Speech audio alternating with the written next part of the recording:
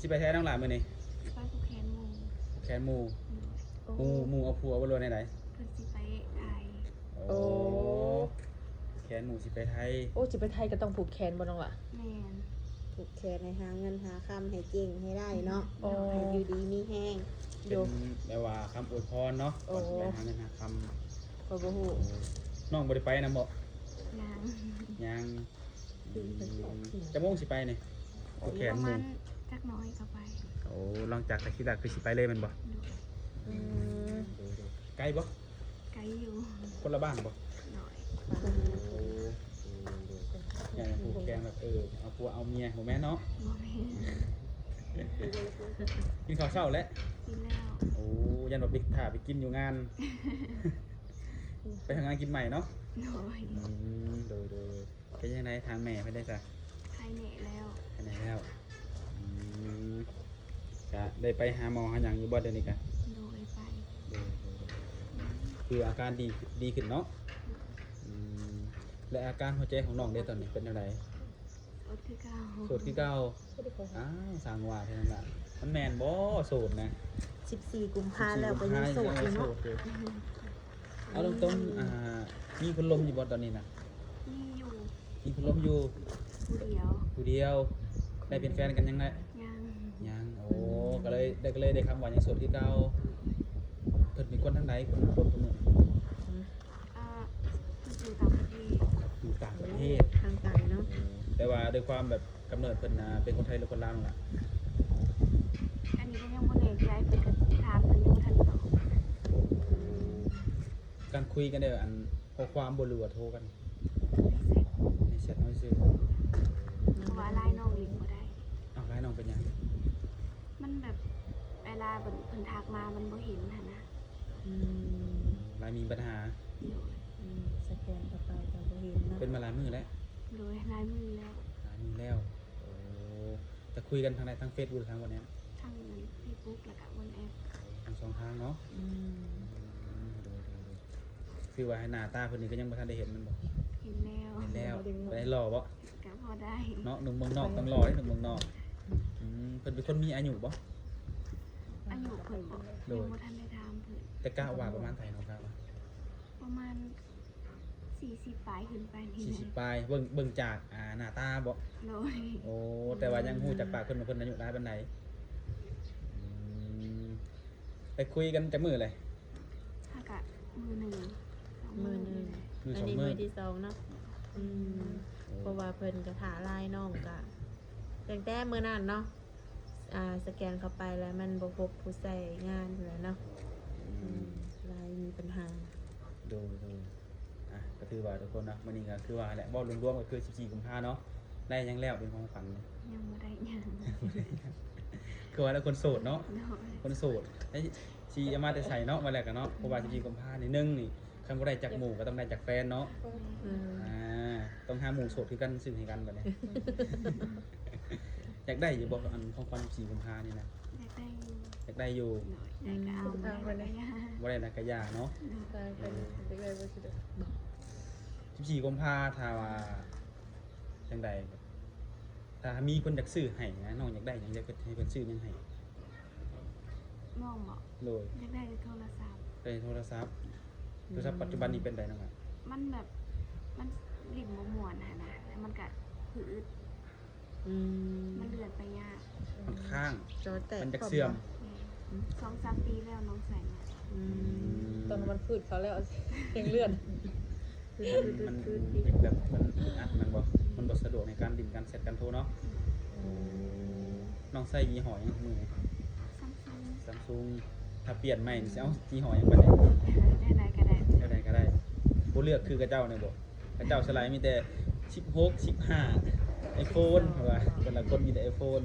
แต่คือน้องนี่อันใดก็เอามันบ่แต่ว่าถ้าเป็นไปได้ก็แล้วแต่เพิ่นจะซื้อให้แม่นบ่ตามไปไว้เพื่อว่ามีคนของใจแบบอยากซื้อมาเซอร์ไพรส์อย่างนะแต่คือว่ายังโสดอยู่เนาะก็คือยังเปิดใจคือเก่าบ่น้องล่ะเปิดใจคือเก่าเนาะโอเคทุกคนเนาะคือว่าถ้ามาในมื้อนี้ก็เฮาก็มาตามหาเนาะของโสดคนนึงเพิ่นก็อยู่ทางไกลพุ่นแหละเพิ่นก็บ บ่ได้มาด้วยตนเองเนาะ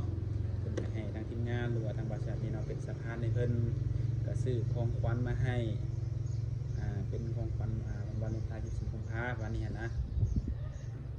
โอ้ก็สิเอาให้เพิ่นเลยทุกคนเนาะเฮาก็ซื้อมาเป็นที่ร้อยแล้วก็ให้เบิ่งกันเนาะก็บ่ว่าสิถูกใจน้องหลาหรือบ่เนาะ น้องหลาบ่ก็ได้ทำมือขอบใจ ที่บ่ถูกก็ต้องเอาเนาะมันซื้อให้แล้วขอบใจอะไรบ่สิรัด นี่อยู่ทางในเด้บ่แม่นได้ตัวน้องนี่ น้อยในบ่ ต้องจับออก ต้ มา องจับ เบิ่ เบิ่ ง ง เด้อ น้องหลา ตัวในไหน เป็นจังไดนะป้ามีหยังนะกระเป๋าโอ้กระเป๋างามอะไรป้าเขากำนองกันเลย เนาะ ต้องพาด้วยนะ เป็นตะโมตะแฟงส่วนใหญ่ก็จะสิหิวเอาเนาะแต่ว่าสายพายก็มีน้องหลายอยู่ใน เอามาเบิ่งด้วยสายพายอยู่ในมันนะ มีหยังจะได้เจ้าลงเรืออยู่นี่ค่ะ มีหยังแน่เลยในธงนะ มี10นาทีไม่ข้างก็เจ้ามีสายอันขายาวอยู่ในว่ะ โอ้ ออกไม่เบิดได้อยู่ในนะเจี๊ยจ่ายังออกไม่เบิดนะ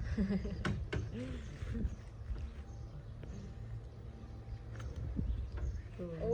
มีเงินอีกเลย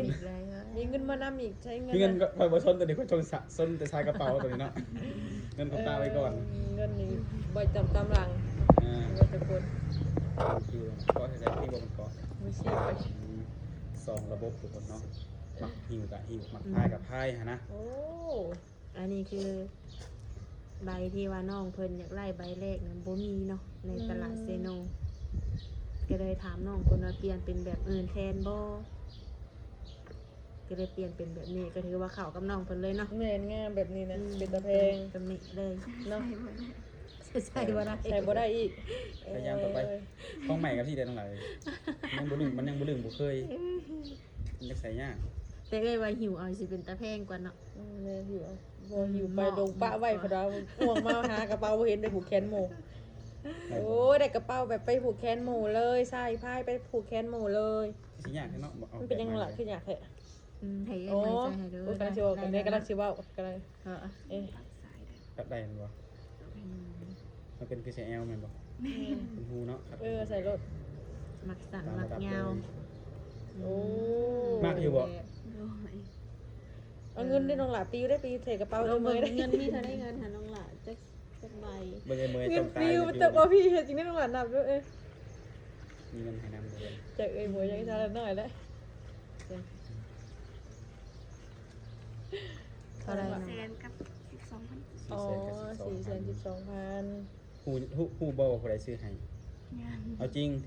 บ่ฮู้ เจ้าบอกกับไผใส่น้องหลาเจ้าได้บอกกับไผใส่ นี่จะคุยกับเพิ่นเมื่อวานอยู่คนเดียว สิเบื่อไผเด้บัดนี้ กระซ่างเนาะ ตัว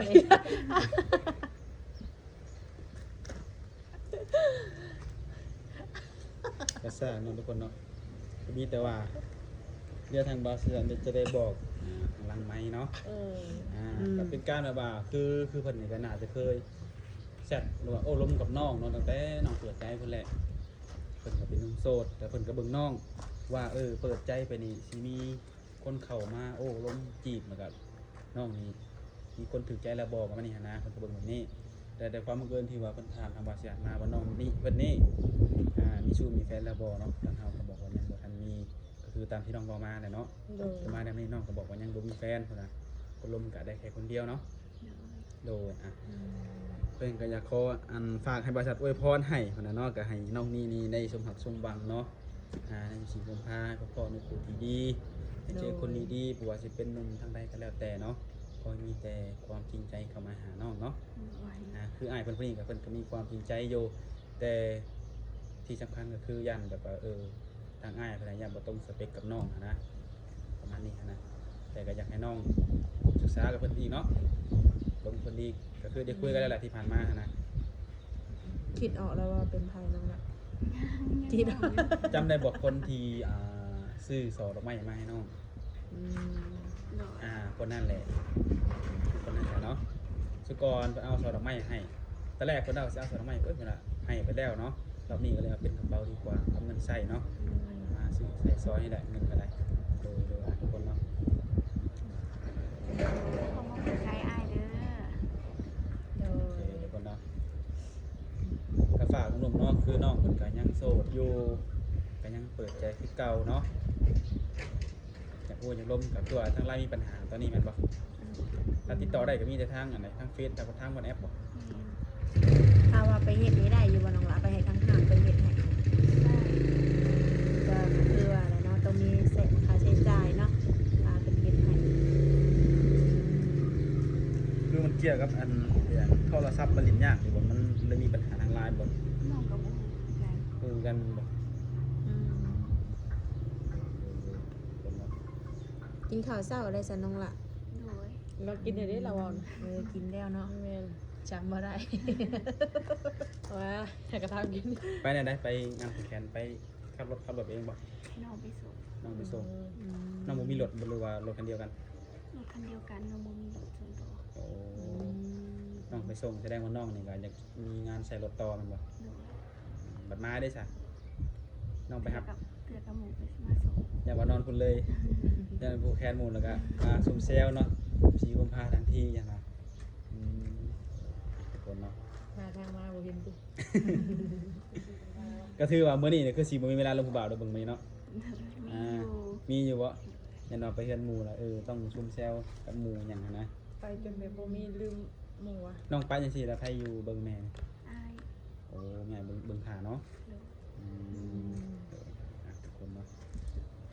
มื้อนี้ก็ถือว่าบ่มีหยังหลายเนาะน้องหลานเนาะก็วันนี้ก็เป็นอีกวันหนึ่งที่ว่าหลายผู้หลายคนเพิ่นก็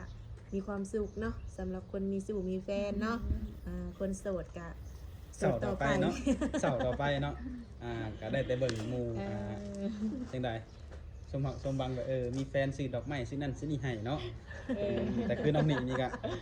บ่เสาร์แล้วเนาะมีคนซื้อให้แล้วยิ้มได้แล้ว ยิ้มได้แล้วทุกคนเนาะได้ของขวัญที่คุ้มค่าเนาะแต่สำหรับบางคนก็ต้องเสาร์ต่อไปทุกคนเนาะ เลยเป็นกำลังใจให้เนาะอาจจะได้แล้วแต่น้องหลานเนาะมีแต่ให้น้องศึกษาเบิ่งเนาะคนที่เข้ามาจีบน้องต้องคุยกันเนาะเรื่อยๆคุยกันไปเรื่อยๆน้องหลานเนาะสิได้ฮู้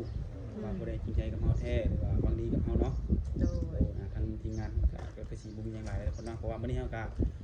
มีงานอีกทุกคนเนาะก็สิได้ขอโจคลิปน้องไว้ที่นี่ก่อนเพราะว่าภารกิจเฮาเป็นทางหน้าของมุโซก็ถือว่าสำเร็จไปด้วยดีในวันนี้ทุกคนเนาะฮอดมือฮอดน้องเพิ่นเรียบร้อยว่าซั่นซะเนาะ โด มื้อนี้ ย ก็เอาเท่านี้ก่อนน้องหลานเนาะไปพบกันในมื้อหน้าเนาะโดยโอเคสบายดี โดยสบายดี